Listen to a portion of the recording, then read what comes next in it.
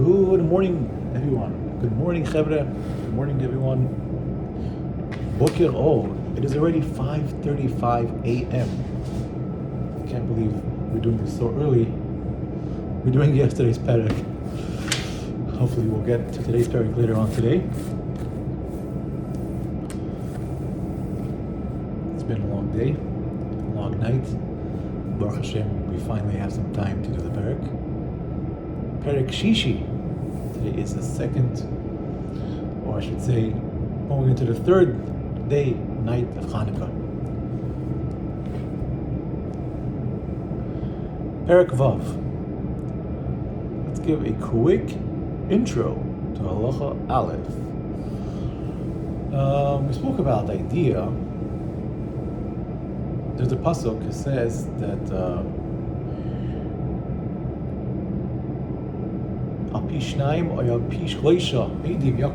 yeah? So that pasuk means that based on two people or three people, yeah, we mentioned that yesterday actually, I believe, in Devarim Perek Yotes, pasuk Tesvav, that in the Torah recognizes something to establish a case or whatever, it has to be done through witnesses, and that's it. There's no such thing as a document that witnesses sign on. Now, this kind of created a problem, because if somebody lends out money and he knows the only way he can get the money is if he finds witnesses to prove that he lent the money. And what if the witnesses are not there? What if the witnesses are traveled? He wants his money or whatever it may be. The witnesses cannot show up to testify. So people are not going to get their money back. So because of that, Chum saw, it's called Shlei Tiner Delas B'fnei Levin. You don't want to lock the door before lenders. Chum made a takana that a document, a signed document, is powerful enough to get your money back, to get money out of another party, if it's signed by two witnesses. So in this parak, we're going to speak about how do we validate such a document. So we have a document, you have witnesses. Who are the witnesses? How do we know who they are? How do we know to trust them? We're going to validate that. There's a process how to validate or kiyum, or so to speak, notarize a shtar. So all this seemingly it's a takanas chacham. This whole parak, or this halacha at least, it looks like a takanas chacham, because in the Torah is no such thing as a shtar by lending. Yeah. Halacha Aleph. We already spoke about that validating a shtar is midivreim, meaning it's the rabbanon. In order that you shouldn't prevent people from lending money, and then they can't get it back, right? So we didn't want that to happen. Nonetheless, the only way we can validate a document is in front of three people, meaning it's a beis din. Even though it's the rabbanon, still, nonetheless, we need a beis din to validate this thing. Even if they're regular, they're not the smartest people out there, because it's a din that you can establish a case over here, so you need to have it in front of a beis din. Therefore, you cannot validate a signature of it or validate a document at night, because it has the authority of a beis din type of thing. So therefore, we do not do it at nighttime. Let's see if we can see that pasuk where it says that. Let's see that pasuk right there. Oops. It says V'hi mocharas v'yishem Moshe lishmit esa'am v'yamid ha'am al Moshe min ha'boker ad ha'erev. Moshe Rabbeinu was dealing with Am Yisrael from the morning to the night, and that's it. That's when he judged them. After that, meaning at nighttime, you cannot do that. Okay, that's that. Now let's continue on to the next halacha. Halacha beis. Now we can explain the 5 ways a document could be validated. By the way, I have to mention that the microphone for some reason stopped working. Hopefully you can hear me. We're working on getting that microphone fixed. So there's 5 ways like we said, a document could be validated, notarized. And the rabbis can list all 5 of them. First way is that the witnesses could, they recognize the witnesses, they recognize them. And they know that this we have some distraction over here, hopefully they won't bother us for too much. Sorry for spacing out, because there's someone over here doing some work in front of my face. Hopefully it won't be for too long. So the first one is that they recognize the witnesses. They say, oh, do you know better than the Shemara? Oh, okay, fine. We know who they are, so it's good enough. Second way is that the witnesses should sign in front of them. So we see them signing in front of us. That's also good. Third way, or that every witness will come. The witnesses that are signing the document will come and say, yeah, we are the ones who signed the document, and I remember exactly what happened.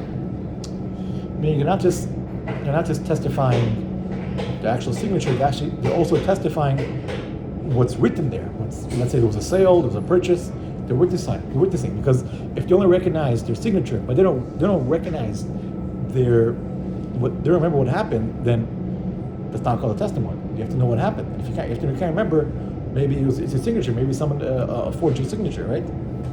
A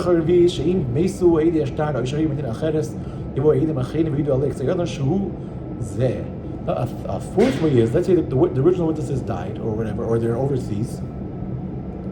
So two other witnesses could come and testify, say, hey, we recognize these signature of these witnesses, and we can tell that this signature is accurate,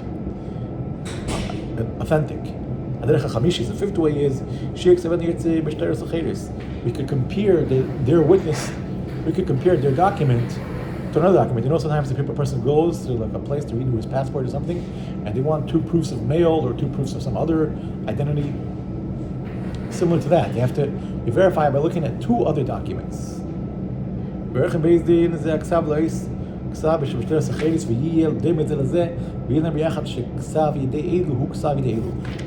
the 2 documents, and we'll see if they look alike. Then we know we could validate that. Let's see if that's a little complicated. Let's see if we get a picture for that right here. Whoop, all the way down to that side. Let's see if we can get that over here in large. Whoop, this picture might be too big. Okay, let's go like this. Let's start from the top. So the top, it says, number 1, judge recognizes the signature. The judges recognize the signature, so that's good. Box 2 and 3. 2 is witness signed before the judge. They signed before the judge, so can't go against that. They see them signing, right? Box 3. Witnesses, original witness confirmed the signature. They come and say, this is my signature. I remember exactly what happened. Yep. And box 4 is other witnesses verified the signature, right? Other witnesses come and say, yes, we know the signature and it's verified and it's true. And finally, number 5, the fifth way, judge compares signature to other documents. They compare the signatures. How nice is that? They compare the signatures, and that's how they validate the documents. These are the 5 ways, my friends. Okay, let's go to the next one. Halacha Gimel. Ein mekayim et hashtam mishtaras l'chayros ela mishtei shtaras shel shtei sodos she'achlu baleim shel ishonim o echel mechina gluya b'lei shum yira b'lei pachad mitvia ba'olam k'derech she'ichlin kol ba'alei sodos sedesein and mishtei shitei ksuves ושייצר שתי שטרות מתחת ידי האחר ומתחת ידי זה שלא יצא לכמה שטר שמהוזיף הכל. Now, when we're comparing the documents, it's a continuation of the previous halacha that we just said that we're comparing documents, right? To the fifth way. We're comparing it to a document that we know is true. What do you mean that it's true? Let's give an example. We know there's a document saying that somebody bought this in this field from this person.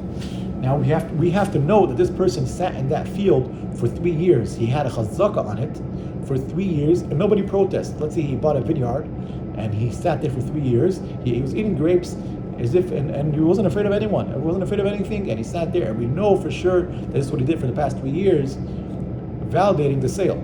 So now we know that this sale actually happened, and now we know that the document of that sale is a true document. Same true for Ashtar Ksuva. Someone is married, I guess, for 3 years, and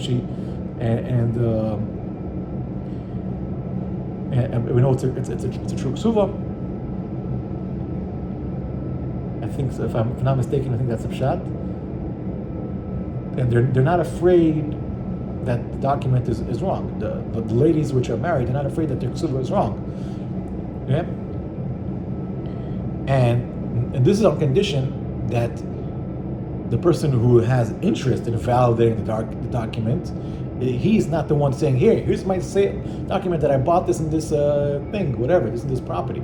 He can't be the one bringing that document, because maybe he's forged that document.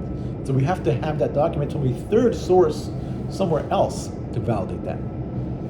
Meaning to give us that document. You can't be the one giving your document, asking Beis to validate it, and then being, say I have another document to validate my first document. No. Let's see if you have a picture for that. Ta-da! Whoop, the pictures are too big. Oh, now that's good. You see right there? For 3 years, meaning you have 2 documents to validate one document. So here, for example, let's say this person bought, I don't know which one comes first, because in the beginning he's fat and then he's skinny. Maybe he bought a vineyard when he was fat or overweight, and then after 3 years he bought, or at the same time he bought a grape, cherry tomatoes, or tomatoes, and then he became skinny by eating tomatoes. I don't know which one came first, but the nakuda is that he was in both of these for 3 years. Both of them were validated that it was his field, and he has a document validating that it was his. So then we have 2 documents of these two sales, of these 2 fields that he owns because he bought them, validating the third document that he wanted to validate, or to notarize. That is that. Thank you very much for that one. We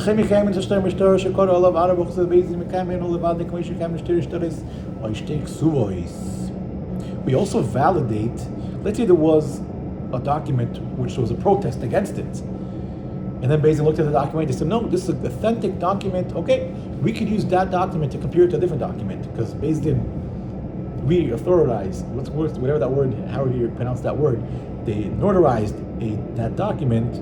So even though it had even though there was a protest against it, since it became validated now, that is good as well for comparisons. Halacha Dalet.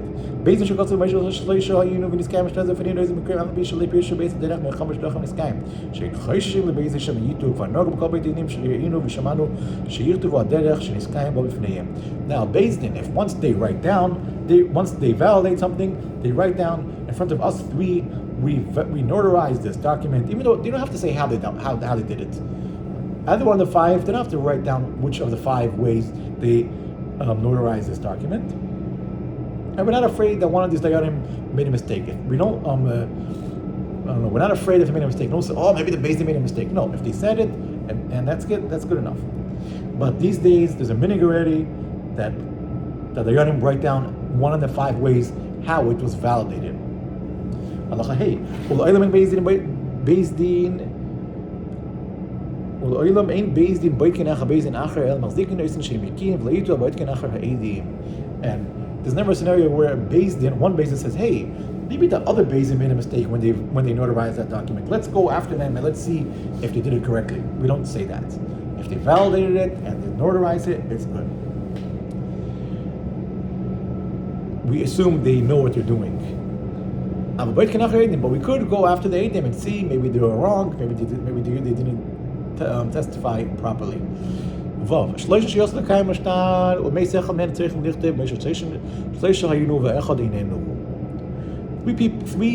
dayanim, we sat down to notarize a document, and one of them died in the middle of the process. So when they signed the document, they could sign it with 2 witnesses, with 2 signatures, and they could say, we started off with 3 and everything, it was good, but when we came to sign, it was only 2. That's good enough. They have to write that down. Maybe the person who's reviewing the document will say, hey, it says 3, but there's only 2.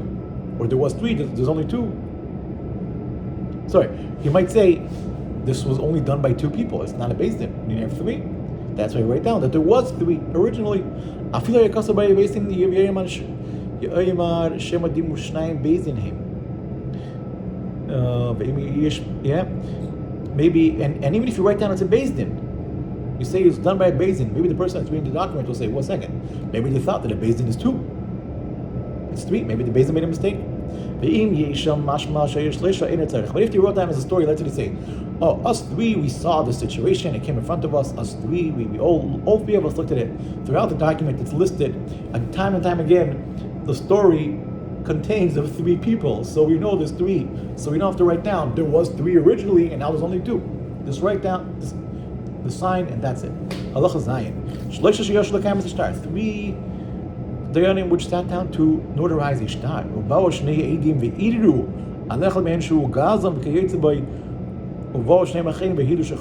Could you imagine this? 3 dayanim are sitting down, they're in the process of, they're the original judges, they're in the process of getting a shtar notarized, and suddenly someone walks up to them and says, "Hey, you are a thief." Second, if that's true, I mean he's a Baal Aveda, I guess he is a Gazlan, and a few other types of people who do Aveders are puzzled the edus. The puzzle to be a dayan. So now this person is disqualified. So how is he supposed to notarize this document if he's disqualified? Now what happens if 2 other witnesses came and said, "No, He is a good. He maybe I don't know. Let's say he got Malchus. He got Malchus and he did tshuva. That's it. So he's good. So now what do? We know that he was a thief. Now we know he also did tshuva. So he's good to be a dayan. Now what do? If he didn't sign the document yet, and the other second peer of Adam came and said he did tshuva, then he could sign because there were 3, and he was kosher by the time he signed. Now,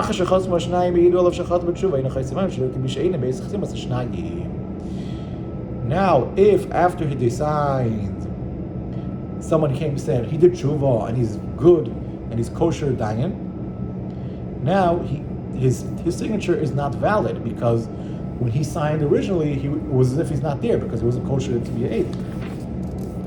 I guess I have to do it again or whatever. All this is talking about if the Adam came said that he's puzzled to witness because he did an avera, it was wrongdoing.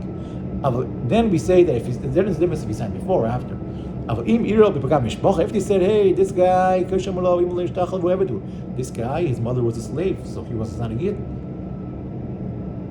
Or meaning he was born before his mother was released from being a slave. Or his mother, or his mother, they're not converted, he's a goy. But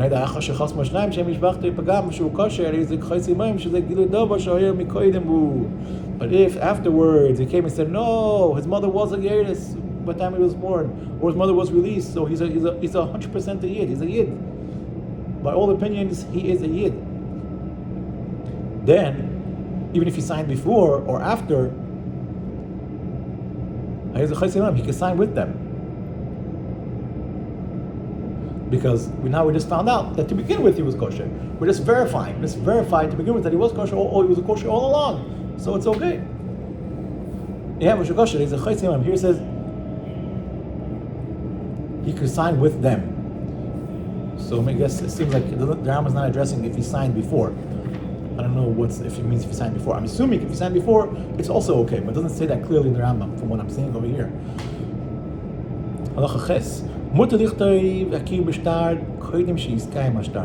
You're allowed to write a kiyum mashtar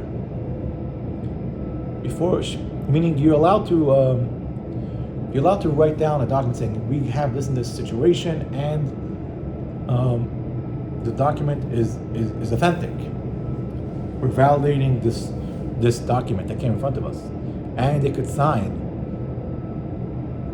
later after they actually verified. Meaning they can write down that they're validating the document before they validate the document.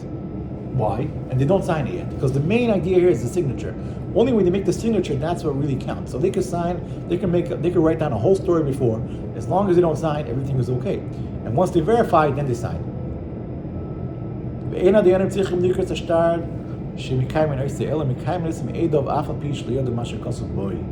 And when they come to validate a document, they don't even have to read the document. As long as they're coming to validate the witnesses. If the witnesses are good, look at the witnesses' names. That's good. Okay, that's it. We approve. They don't even have to read the document. Because when Beis Din approve a document, they're not approving the story or the scenario that happened there. They're approving the testimony is accurate. And that's it. Thank you very much. With that, we concluded the parak of Freilich and Chanukah.